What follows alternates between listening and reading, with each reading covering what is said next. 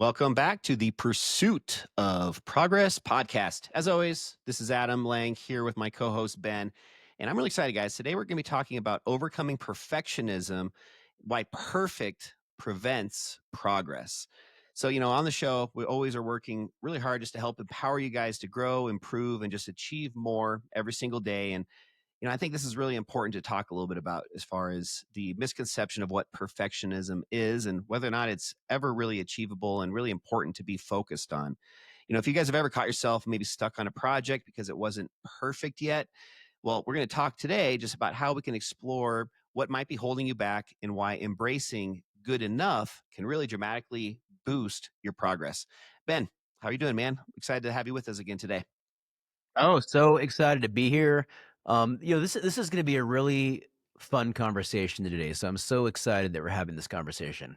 Absolutely. So Ben, let's just kind of dive into it. Just share with me a little bit about like what your definition of perfectionism is and just what your take is on this topic. Yeah, it's something that I've struggled with at times throughout my life. I would say I really struggled with it pretty significantly growing up, especially junior high and high school. I would just put a tremendous amount of pressure on myself, not to be perfect with everything, but really to be perfect with the things that I cared about. Athletics, basketball, running. So perfectionism to me is the desire to be flawless, without error, not making mistakes. But ironically, it often leads to procrastination, anxiety, and complete avoidance of those important tasks. Winston Churchill famously said that perfection is the enemy of progress. And since we're having this conversation, some of the, just a couple of examples that I had younger when it came to perfectionism is I would have these goals every year for basketball that I would write out for myself, things that I wanted to do and accomplish, and points per game, assists, rebounds, and I was so focused on my statistics that I wasn't playing the game the way that it was intended to be played. So I was overly concerned about, am I hitting the goal that I had for my points or my assists? And because of that, I put so much pressure on myself. If I didn't, I wanted to score 17 points a game when I was in eighth grade. And if I didn't hit that, if I only scored 15, I felt like this tremendous failure, even though I may have been doing all of these other things that were good and help facilitating others and getting other team members involved. And maybe we still got the win. But, because of this desire to be perfect created so much effing anxiety for me. I mean, I remember like before basketball games, I would be so nervous and just it turned into a very negative experience for me. I'm so thankful that we grew up, we're the same age. We grew up when we did before social media and just all of this digital presence because back then it was very, minimal in a way where it was just some of these like measurables, like how many points did you score, like kind of basic stuff. Today, it's Yeah. not just about sports. It's also just about, like this perception of perfection with, looks, success with, Instagram and this fake false sense of reality. And I think it's just it's a plague or it's a disease, I think, for so many people. And I've gone down that road myself, just seeing other people the same age as me that are further along, at least from the outside looking in on, where they're at in their career or their finances or relationships, whatever it may be. But just I think it's just more challenging now than ever for people. And I don't see how that changing at all in the future either. I think it's going to just get more and more tough. And this is just a topic I think that is so important now for people to, kind of get a little bit more of a realistic bearing on, why perfection doesn't ever really exist and how it's not something that you need to be worrying about. I was sharing this with you before we went live that one thing that I always tell my kids is the goal is to not be perfect. That's not a goal. We're not trying to be perfect. The goal is to learn how to become more disciplined. The goal is to grow. The goal is to become more responsible. The goal is to learn from our mistakes. But when we try and be perfect, what we're really teaching ourselves is to not take risks. And if you're not going to take risks, you are never going to be able to step in who you are called to be because you are going to have to learn to take risks. One big thing for me when I transitioned out of my salary job into my loan officer job, which is 100% commission, I mean, I was so afraid. You know why? Because I was afraid to fail. Mhm. I wanted to excel at this job immediately, and that initial launch, making that transition is very, very difficult. That first year was challenging, despite more favorable market conditions than what we have now. But because I was willing to take that risk and ultimately persevere, it's absolutely changed my life.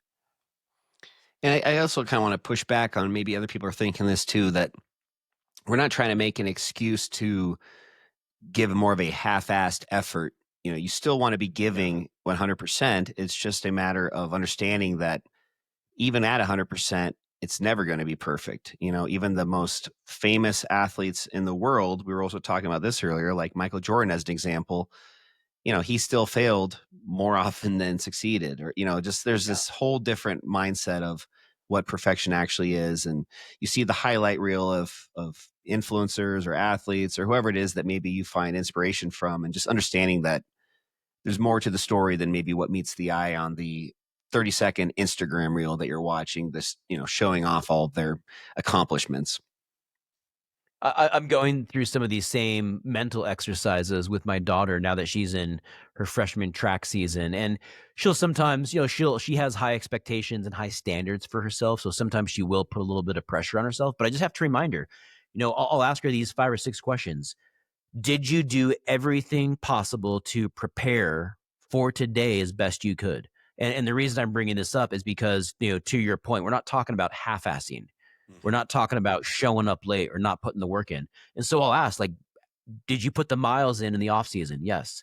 Have you been doing your track workouts during the season? Yes. Have you been getting an appropriate amount of sleep? How has your nutrition been? Do you have a plan or a strategy for the race that you're trying to execute? Yes, I do. And so you've put the work in, you've run the miles, you're doing the track workout, you're well rested, you've been monitoring your nutrition, your blood work, and you have a plan. At Love that that. point, that's all you can do. Now go execute it and then let the cards fall where they will. Love that. Yeah, I think with something like track and field, cross country, something that's like very standardized, predictable, that's got to be tough. Where, you know, one week she runs a 5 minute, 30 minute, 5 point, you know, 5.5 minute mile, and Yeah. then being able to like understand, you know, why she didn't improve every single time. And, you know, this, when you have like a very specific number or number of goals or scoreboard, that kind of stuff, I think just adds a different dimension of perfection, because it's not always quantitative like it is in sports. I was a little discouraged after this last week because, she's really focusing on the 2 mile, which is 8 laps around the track. And so this last week, she wanted to take about 15 seconds off her time, and she ended up taking 2 seconds off. So she went faster, but only 2 seconds faster. And then she also wanted to break 12 minutes, and her time was 12 minutes flat, point one. And so that was kind of frustrating because she was literally a tenth over her goal. But we just had to remind her that, I mean, you're getting, your trajectory, you're moving in the right direction. And there are probably some things you could have done a little bit different in this race as far as strategy and pacing. But you're a freshman. This is like the third time you've ever done this race in your entire career. Like, big deal. You're going to learn from it. Hmm. And I'll just share a little personal story when it comes to, you know, social media, just getting out there into the digital world as far as YouTube, Yeah. Instagram, all that kind of stuff. I think one of the biggest hesitations and roadblocks that I have just witnessed over and over with a lot of my peers that are also trying to just get out there more and have more of a digital presence with, again, like video as an example, just they never actually hit that publish button on YouTube because it's not perfect. Oh, well, I don't want, you know, somebody to see this because it's not perfect. And it's crazy how much more influence, how much more engagement you actually get from your audience when it's not perfect. When it's not perfect, that's when you're more authentic, you're more relatable. Other people that are consuming your content can actually kind of understand and relate to you more than just some polished, you know, again, highlight reel type content. And just, I Yeah. think that's where you actually have the most influence, is when you are visibly showing some of the failures, or at least showing that you're also not perfect, and that's just how you relate to people. Do you Authenticity. remember uploading those first couple of videos? And I mean, do you Yeah. remember like being very self-conscious and like, kind of to your point, I just remember like, oh my, it was such a internal battle, like exposing myself, putting myself out there. And, I'm going on camera, I'm spouting off about this thing that maybe people don't care. Maybe they don't care about me. I'm having all these negative, but what's been so encouraging through this exercise of just making content the last couple of years is that I feel so much more confident now just because I don't care anymore. Yeah. I just do not care. It's like, I'm gonna make a video that I think I would find value in, and I'm just gonna share it, and I don't care what people think. 1000% agree. Well, let's just talk through a couple like actionable steps for people that maybe are having a hard time with this, that just can't overcome that kind of uncertainty or resistance because it's not perfect. I think one for me, just right off the bat, is just setting realistic standards and just understanding that good enough is acceptable. Just realizing that, as long as you're giving it your effort and you can kind of lay in bed that night and be content and at least proud of what effort you put into this. If as long as you're doing Yeah. that, that is perfection in a sense. I mean, that you've perfectly followed the game plan or the execution plan of whatever it is you're doing. That maybe it's not perfect in one sense, but in a way it could be perfect just with how well you've put the effort in to do whatever it is you're trying to get done. Yeah, your pursuit of your passion, your pursuit of your purpose. How Your are you going pursuit about of that? progress. Your pursuit of progress podcast.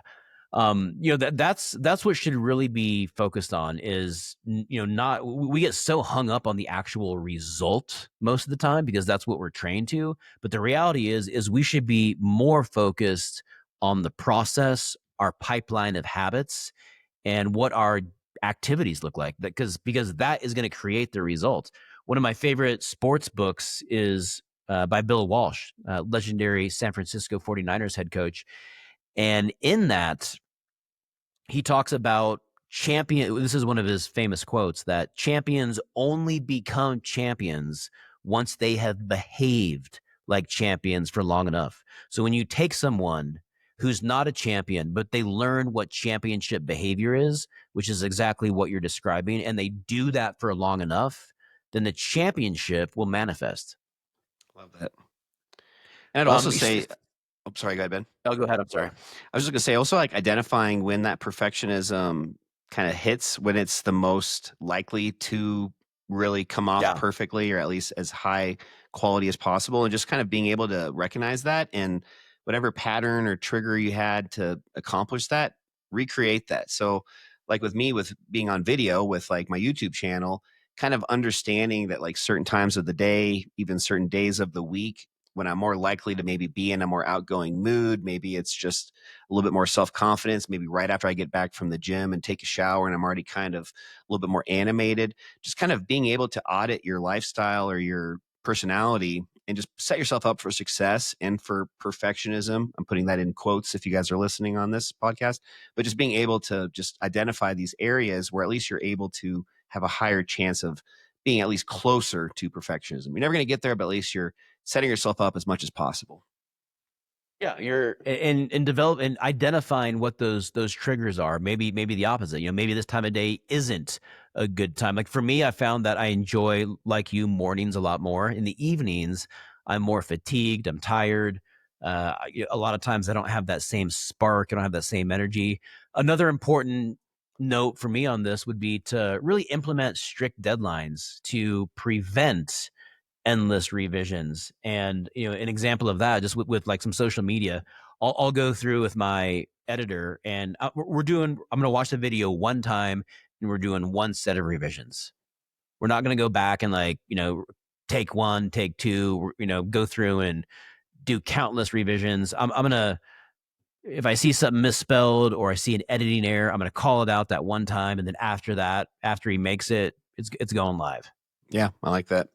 Yeah, having a deadline is really, really important. It just keeps that monotonous just never ending. Yeah, it's good, but it's not great mentality. Just it's good enough. Mhm. I'll kind of share one that kind of goes piggybacks off that one, and that's just the 80-20 rule. Just understanding that 80% of your results come from 20% of your efforts. So just really identifying what that 20% is, and that's where you're going to have a higher chance of perfection, or at least maybe a better word than perfection is just excellence.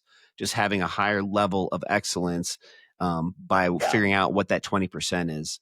And really, that other 80%, trying to avoid at all costs, focusing any of your time and energy on that stuff. Just really, that's the Pareto principle. If you guys want to learn a little bit more about that, digging into the Pareto principle and that 80-20 rule.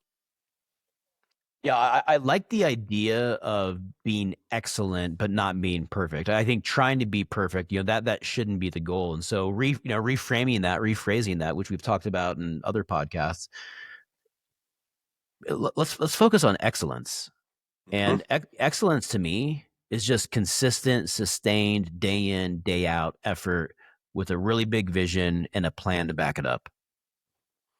And then You last but know, not least, Ben, just talking about, maybe you can share a little bit on this one too, just regularly reflecting and just celebrating whatever the accomplishments are that you are getting, not having the lack of getting to perfectionism be kind of a negative or a knock on your self-confidence, but just appreciating and kind of seeing whatever progress you've made and celebrating that. I think that's really important. Something that yeah, I don't do enough for sure.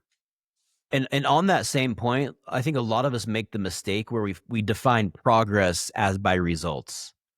And so, for example, someone that's new to YouTube, they might look at progress as getting their first 1,000 subscribers instead of uploading their first 10 videos. Hmm. Yeah. So in my mind, it's more based off of the habits and the behaviors than the results sometimes. But regardless, though, they should be celebrated. Another mentor of mine, Dan Martell, I've done some coaching with him, and that's one of his big things is really celebrating the journey. And so when you have the big vision, you have the goals, you've developed a plan on how you're going to execute it. Then when you've hit those milestones, and again, it's not necessarily about results, it could just be about the consistent activity. I've gone to the gym 100 straight days. I've done this, I've gone out for 100 runs. I asked my daughter, how she wanted to celebrate her running because she's done such a tremendous job of staying consistent. And so she was like, "Well, you know what? I'd love to go back to Europe this summer." And I was like, "Really?" I was like, she was like, "Yeah, if I hit these running goals that I have, I'd love to go back to Europe." And I was like, "You know what? If you hit those goals, we are going back to Europe." That's And we're cool. going to celebrate her. So now if she hits her goals, now when we go back to Europe, it's not just going to be a trip that we're going to remember for the rest of our life. It's going to be a way that we are able to celebrate her for her accomplishments for the rest of her life. So 20 years from now, we will be saying, "Do you remember that time that we went to Europe because you did this thing or you stayed this consistent?" It gives the trip so much more meaning. And And so hopefully that when you tie it to really celebrating the journey, it gives whatever the reward is so much more meaning. and hopefully those goals are realistic and not a level of perfection where, it's a realistic goal. I think that's important too, Yeah. just having it be something Mhm. that's obtainable, just from a teaching lesson standpoint too with her. Yeah, challenging, but, something that you're gonna have to go after. It's not, you're not gonna be able to just show up on a Saturday and go hit the goal. You're gonna Hmm. have to really be serious. It's gonna require dedication, discipline, commitment. Love it. Well, hopefully we can have her on the podcast one of these days, and she can share how she hopefully met some of those goals and is planning the Europe trip this summer. Oh, yeah. Europe trip's already planned. Now we just gotta finish the work. Hell yeah. Well, let's just wrap this one up, guys. First and foremost, I think this is one that can always be kind of circled back on. This is something that's not going to be achieved in a day or a week ever. That's why we're not going for perfectionism, we're going for excellence. So just maybe share with us a little bit on social media, leave a comment in the notes on the YouTube channel episode. Just share with us a little bit more about what you might be doing and what your idea of perfectionism is, and how you're hopefully at least getting as close to it as you can. Ben, you want to close this one out for us? Yeah. You know, go ahead and just to reiterate some of the things that you said, just commit to one thing that you've been avoiding. Just commit to one thing that you've been avoiding, and that's one thing that I talk a lot about in our house is you don't want to do it, good. Go do it. Because you're not going to let that fear or that procrastination win. I don't want to go run 3 miles. Well, good. Now I'm going to go run 3 miles because I don't want to go run 3 miles. So now I'm going to go do it because that is not going to win. Yeah, that would be a Take that great attitude. that'd be a What? great like slogan, like maybe like just do it. Oh, that's What do you Nike. mean? Oh, no, you said go do it. Go do it. I'm like, just do it. Go do it. Go okay. Go do it. Do it now. I have a plaque in my bathroom that says "Do it now," so maybe that could be it. But just keep pushing forward. Keep believing. Have that big vision. Dream big. Believe big. Have a positive and productive week, and we'll see you guys next week on the Pursuit of Progress podcast. Benjamin Adams for Adam Lang signing off. We'll see you guys next week. See you guys.